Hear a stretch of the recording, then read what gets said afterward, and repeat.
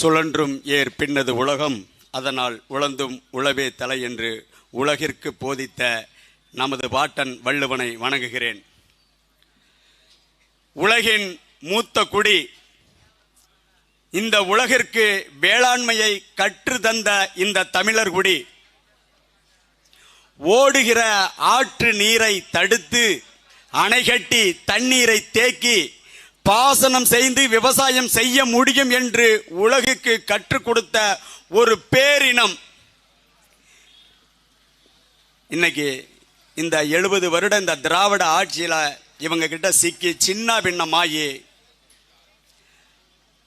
விவசாயிகள் தற்கொலை செய்து சாகின்ற நிலையை இந்த திராவிட கட்சிகள் இந்த மண்ணில் உருவாக்கியதுதான் இவர்கள் செய்த சாதனை.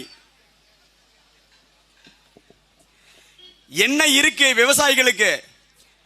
தான் உற்பத்தி செய்கிற உணவுப் பொருட்களுக்கு சரியான விலை கிடைக்கல. விளைய வச்சு கஷ்டப்பட்டு கொண்டுட்டு போய் இந்த நுகர்பொருள் வாணிப கழகத்து குடோன்ல போட்டா மழையில நனைஞ்சு வெயில்ல காஞ்சி பெருச்சாளி தின்னு முளைச்சு நாசமா போகுது. இதை எந்த அரசாங்கமும் கண்டுக்கல. ஆனா இந்த சாராய கடையை பாதுகாக்க சமாதி கட்ட இந்த திராவிட மாடல் அரசு பல கோடிகளை செலவு பண்ணுது.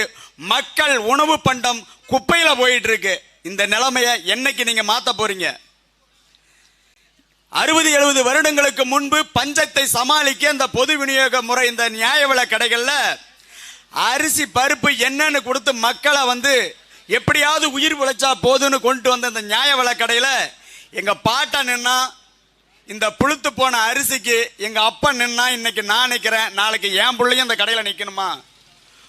ஊருக்கெல்லாம் சோறு போடுற உழவர்கள் நிலை இதுதான். இன்னைக்கு தங்களுடைய பண்டிகை பொங்கல் பண்டிகையை கொண்டாட வக்கில்லாம இந்த அரசு பிச்சை போடுற மாதிரி போடுது. 1/2 கிலோ அரிசி, வெல்லம், பருப்பு, கரும்புன்னு நாம மானங்கெட்டு போய் அந்த வரிசையில நின்றுட்டு இருக்கிறோம்.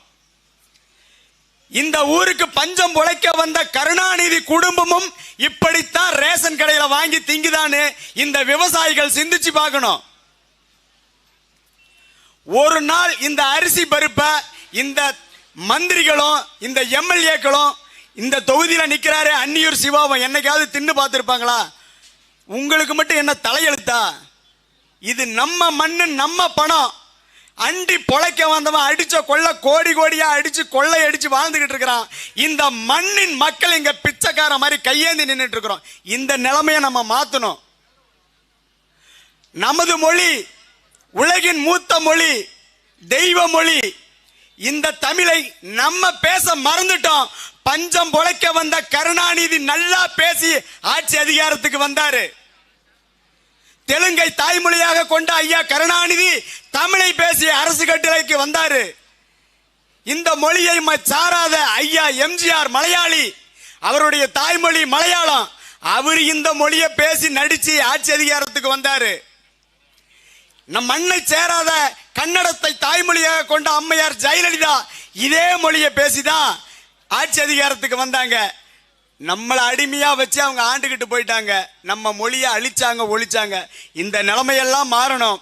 பள்ளிக்கூடம் போற பிள்ளைங்க பாதுகாப்பா வீடு திரும்ப முடியல.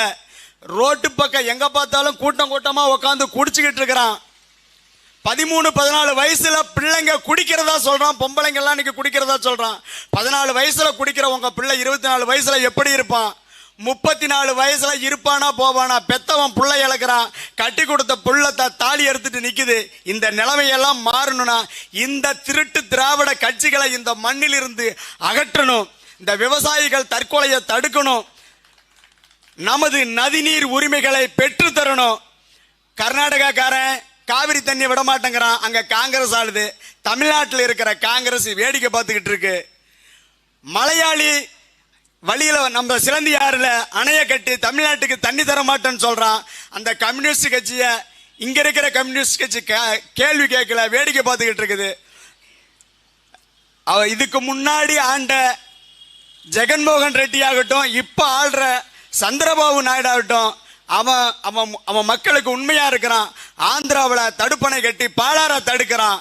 இதை கேட்க இங்க இந்த திராவிட கட்சிகள், ஐயா நீயும் திராவிட நானும் திராவிடன், அணைய கட்டாத தண்ணியை தடுக்காதுன்னு சொல்றதுக்கு துப்பு கெட்ட அரசியல்வாதிகள் ஆண்டுகிட்டு இருக்கிறாங்க. மீண்டும் மீண்டும் அவங்களுக்கு நீங்க ஓட்டு போட்டு ஜெயிக்க வச்சிட்டு இருக்கிற தமிழருடைய வளங்கள் அத்தனையும் பறி போகிறது, நிலங்கள் அத்தனையும் பறி போகிறது. இந்த நிலைமை மாற விவசாயிகள் ஒரு நல்ல வாழ்க்கை கௌரவமாக வாழ, விவசாயத்தை அரசு பணி ஆக்குவேன் என்று சொன்ன ஒரே தலைவன் அண்ணன் சீமான் தான். வேற யாரும் விவசாயத்தை பத்தி இதுவரைக்கும் இங்க பேசல. ஏன்னா விவசாயிகளை கையேந்த நிலையில வச்சாதான் 500க்கும் 1000க்கும் காசை வாங்கிக்கிட்டு ஓட்டு போடுவான்னு உங்களை இன்னும் ஒரு கையேந்திர நிலையில வச்சிருக்கிற இந்த கட்சிகளை இந்த மண்ணில் இருந்து அகற்றுவோம். நாம் தமிழர் அரசை அமைப்போம். அதற்கு இந்த தொகுதியில் போட்டியிடும் தங்கை அபிநயா அவர்களுக்கு நீங்கள் ஒளிவாங்கி சின்னத்தில் வாக்களித்து வெற்றி பெறுங்கள். நாம் தமிழர், நாமே தமிழர்.